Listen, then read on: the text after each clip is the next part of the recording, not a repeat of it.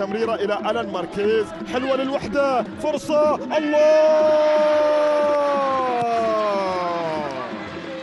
في ليلة الختام لابد من ذكرى جميلة يا وحداوي، ويا مكثر الذكريات الحلوة هذا الموسم. أصحاب السعادة دائما في قمة الأفراح والسعادة.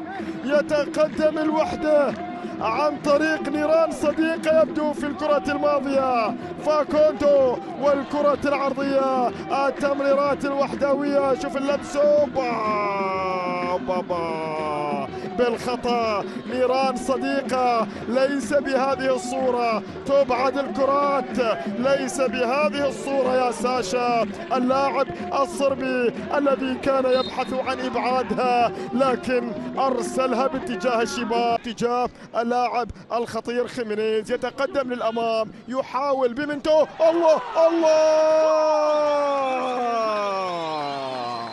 خطف الكرة من أمام بيبنتا وسجل هدفا في مرمى الوحدة.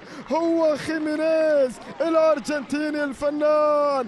الله عليك الله، هذا القتال، هذا الإصرار، هذه الرغبة الواضحة من جانب نيكولاس خيمينيز الذي تابع الكرة وأكملها في مرمى راشد علي. يعود بنياس، أي عودة في اللحظات الأولى، أي بدايات يقدمها السماوي. خطأ من المدافع في المناسبة الأولى، لكن بعدين بيمنتا الذي حاول أن يغلق الطريق، لكن خيمينيز هو من يفتح الطريق للسماوي، يعيدهم، يسعدهم، وبالتالي ينثر السعادة على سيوف العاصمة.